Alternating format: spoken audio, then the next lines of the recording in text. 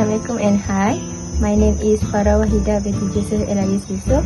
I am from CDCS1432A. My matrix number is 2022857014. Assalamualaikum and hi. My name is NURUL alias SAFEYYAH binti AMINUDIN. I am from D1CDCS1432A. My matrix number is 2022878538. Hi and Assalamualaikum. My name is IRDINA binti AZIMI and my matric card number is 2022490034. Assalamualaikum. My name is BATRISYIA binti ZALI from CDCS1432A. My matric is 2022840996. Assalamualaikum and hi. My name is AISYAH HUMAIRAH binti RASLI. My matrix ID number is 2022837974 and I am from class D1CDCS1432A. Assalamualaikum and hi. My name is ALIFAH ILYANA binti AHMAD. My matric ID is 2022862976.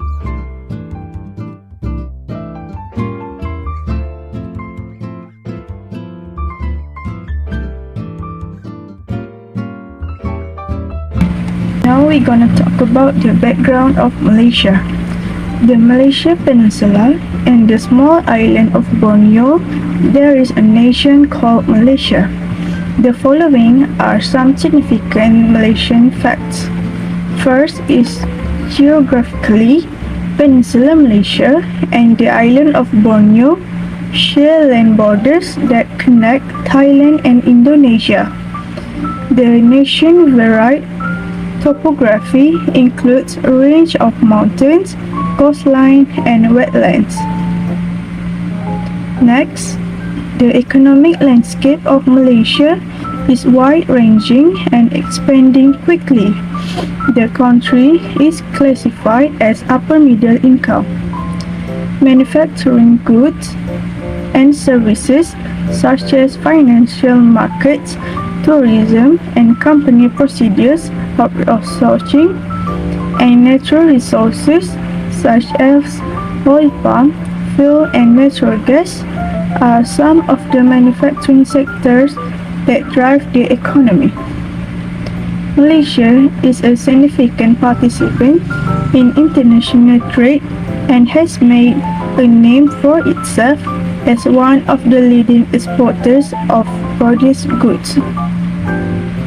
Malaysia is a well-liked tourist destination due to its breathtaking natural beauty, rich heritage of culture, and cutting-edge attraction. Stunning coastlines and the islands that lie bustling cities, World Heritage Sites listed by UNESCO, tropical rainforests like Taman Negara, and numerous species of wildlife. The macroeconomic characteristics of Malaysia are represented by the following, including its monetary and exchange rate policies. Malaysia's official currency is the Malaysian ringgit. Malaysia Central Bank, Bank Negara Malaysia, develop and carry out monetary policies that help achieve sustainable economic growth and maintain price stability. So for the Malaysian population, reported that Malaysia's population was 33.8 million in 2023, a 1.0% decline from 2022. The department also noted that the population had increased by about 20,000 since then. Similarly to 2022, there will be more men than women overall, with 70 million males and 16.7 million females. National income for 10 years from 2012 until 2022. National income is the total value a country's final output of all new goods and services produced in 1 year. Understanding how national income is created is the starting point for microeconomics. GNI per capita is the gross national income converted to US dollars. Using the World Bank Atlas method, divided by the media population, GNI is the sum of value added by all resident producers plus any product taxes less subsidies, not included in the valuation of output plus net receipt of primary income from a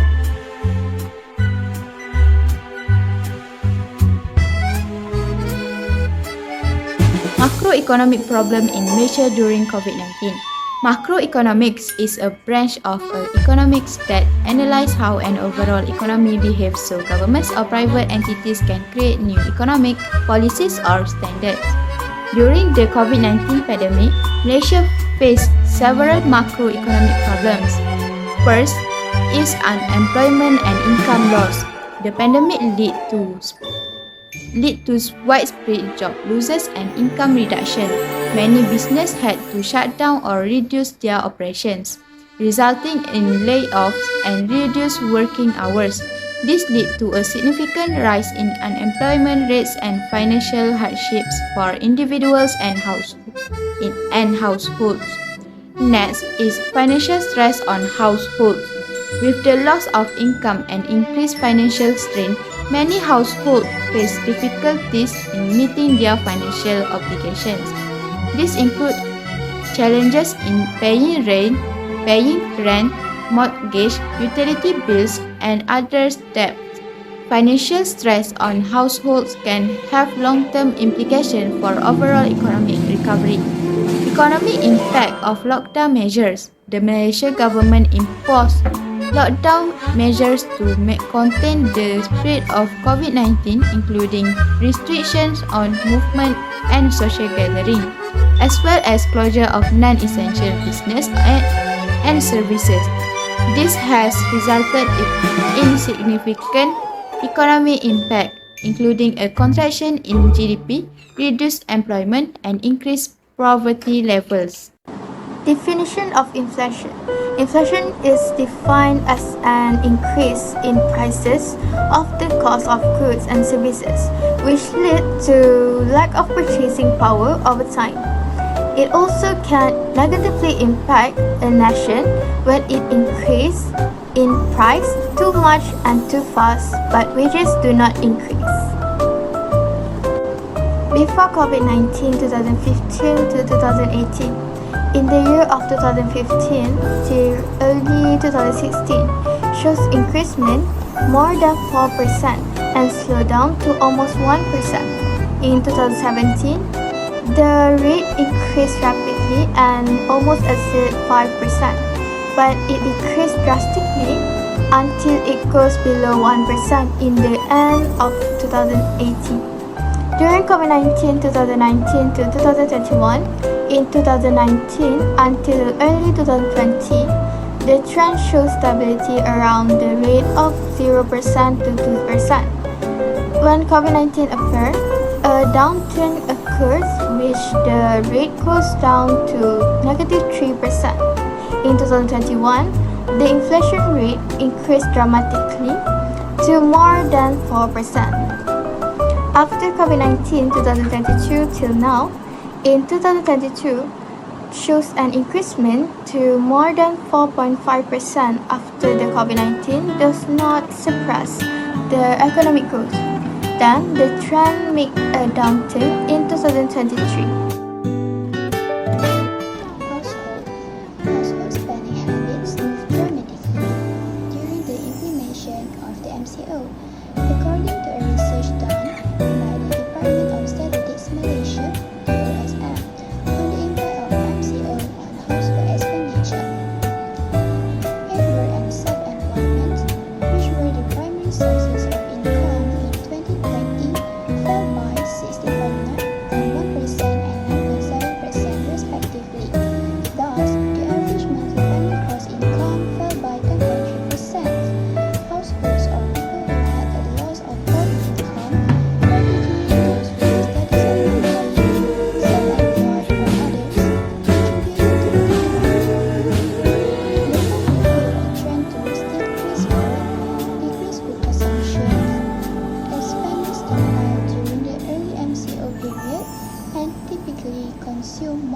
food at home.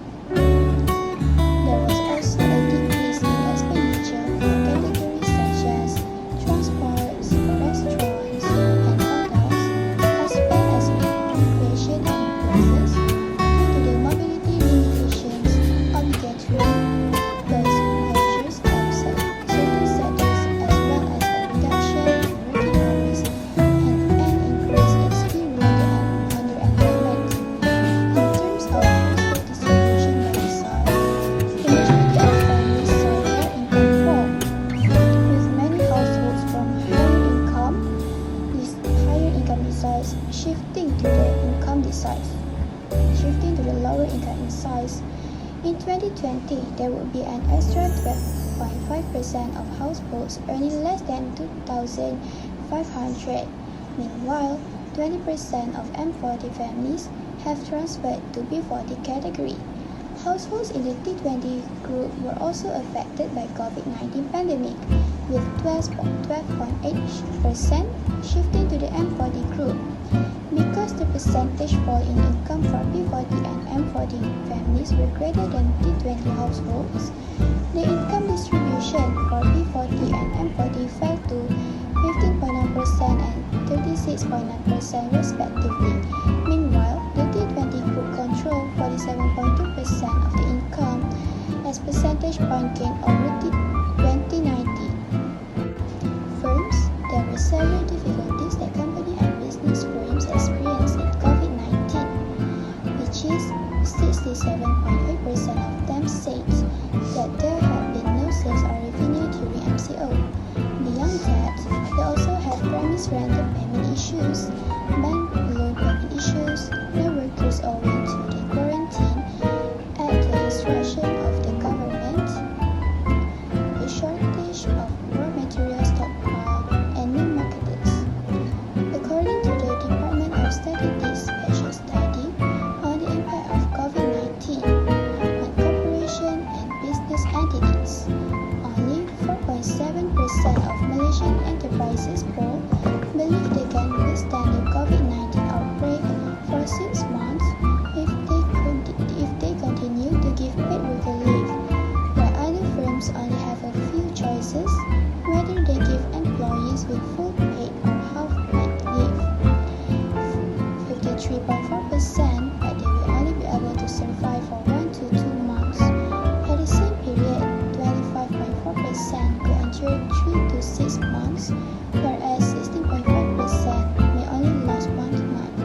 Not to mention, the inflation during COVID-19 led business firms and estimated during corporations to revive. For 45% of them, recovery took longer than 6 months. For 28.7%, 4 to 6 months are necessary. For 70.9%, 2 to 2 months, and for 9%, less than 2 months. Yet regrettably, 1.9% of business organizations were anticipated to close owing to lack of recovery. Government.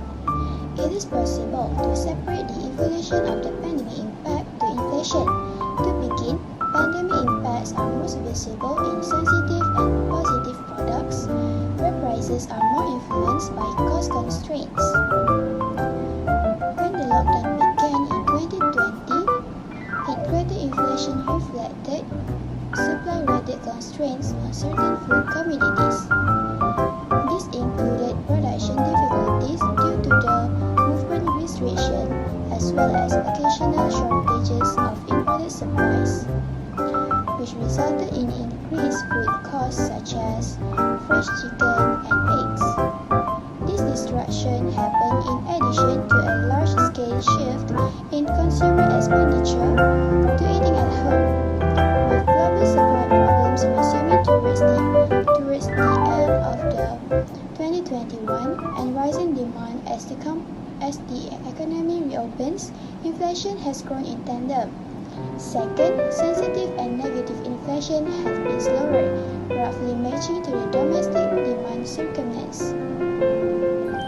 After dropping for the most of 2020, it has gradually increased towards the end of 2021 in keeping with the reopening of the economy, albeit it remains below pre-pandemic levels.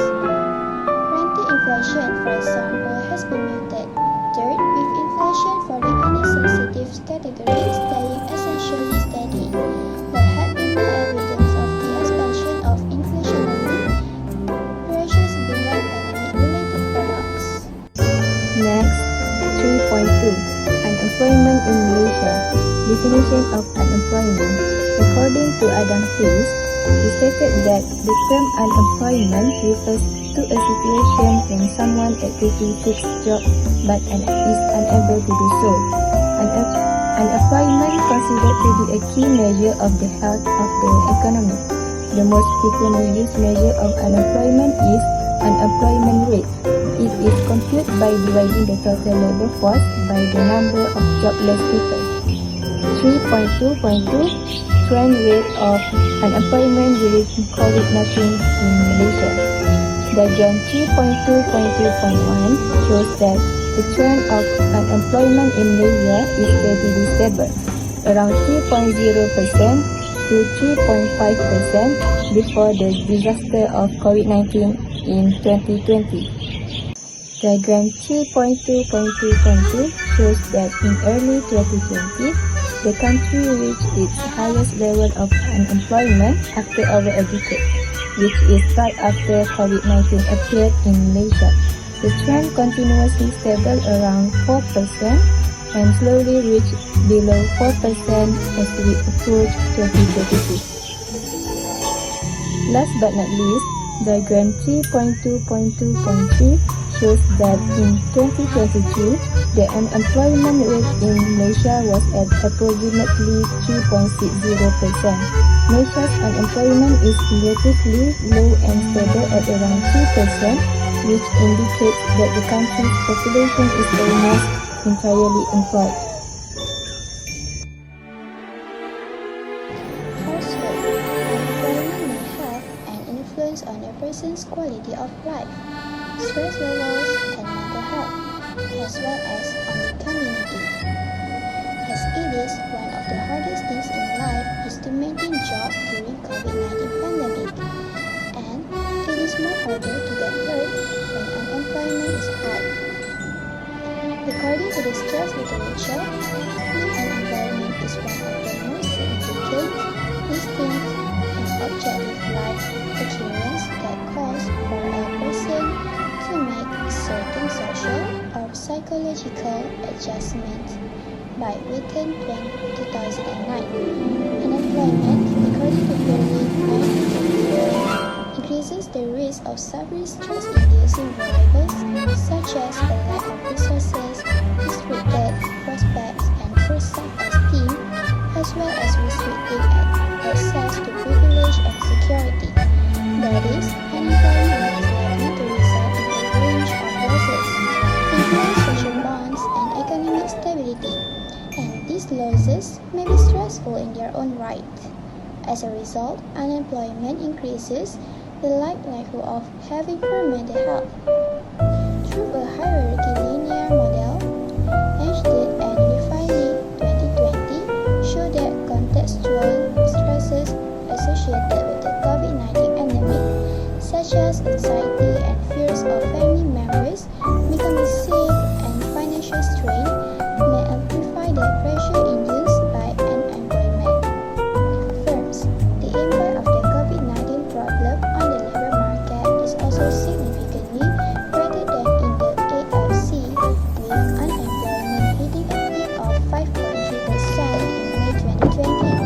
The COVID issue had an uneven labor market impact, with worker groups such as women, youth, and less educated employees being disproportionately affected by the epidemic.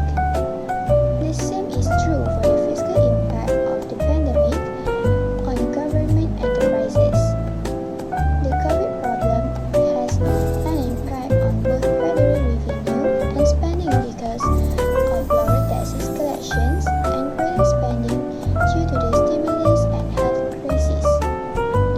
Malaysia might recover to pre-pandemic GDP levels at the macro level by early 2022. However, the pandemic's wounds will remain much longer, said Calvin Chang.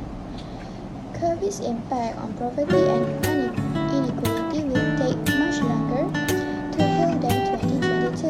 Even if this country manages to control the virus, because Malaysia is a highly trade and tourism-dependent country, it will be impossible to contain its return into the country. Finally,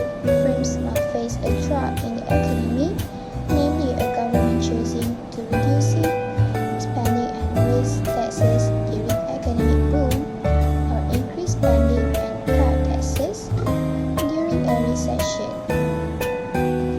Government, metropolitan regions relying on energy, tourism, leisure, and hospitality will suffer more, while those relying on industry, agriculture, or professional services will suffer less. The current crisis and the financial crisis includes an idiosyncratic component. As we all know, the first urban regions hit by the virus shuttered non-essential enterprises. Furthermore, urban economies relying on tourism, leisure, and hospitality and energy slowed rapidly as travel restrictions were implemented and worldwide demand fell. Island communities with fewer instances of the virus and economies based on manufacturing, agriculture, or professional services appear to have fared better so far. Moreover, many urban regions that have suffered a negative shock as a result of the collapse of the housing bubble had mostly recovered, with unemployment rates reverting to levels comparable to 2005 or 2006. This conclusion is consistent with Blanchard and Cott's 1992, who found that state-level unemployment rates tend to rebound 5 to 7 years following a negative shock to employment. Contractionary monetary policy. One of the strategies is through open market operation. It helps to manage the market supply and reduce inflation.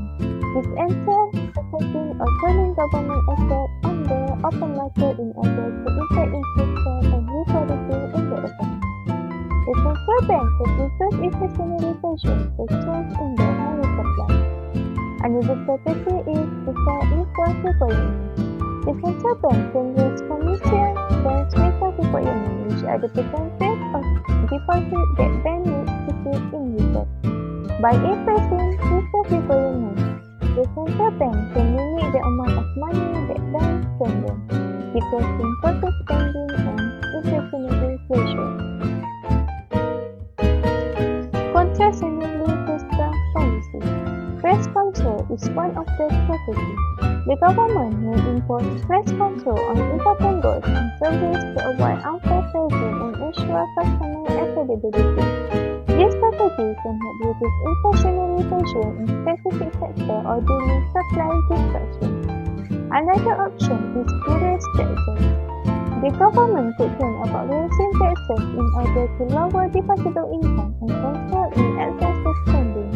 Raising indirect taxes such as sales tax or excise tax on luxury products could be an option. The government can help reduce demand and inflation by decreasing customer purchasing power. Expansionary monetary policy. One of the strategies is to reduce interest rate. The central bank can cut interest rates to encourage company and individual borrowing and investment. Lower interest rates can reduce the cost of borrowing, letting companies to invest in new projects, expand operations, and hire more employees. This increased economic activity might help in the reduction of unemployment. The next strategy is quantitative easing. The central bank has the strategy of engaging in quantitative easing, which includes buying government bonds or other financial assets from commercial banks. This can help to reduce borrowing costs, expand lending capacity, and encourage economic growth, resulting in job creation. Especially fiscal policy. One of the strategies is targeted lending program. The government can set up targeted loan programs to promote labor-intensive sectors such as small and mid-sized enterprises or industry with high labor demand. This program can help business expand and create jobs by offering access to affordable loans. The next strategy is a tax reduction for business. To encourage business to invest, grow their operations, and hire employees, the government can provide incentive taxes on reduction. This can include tax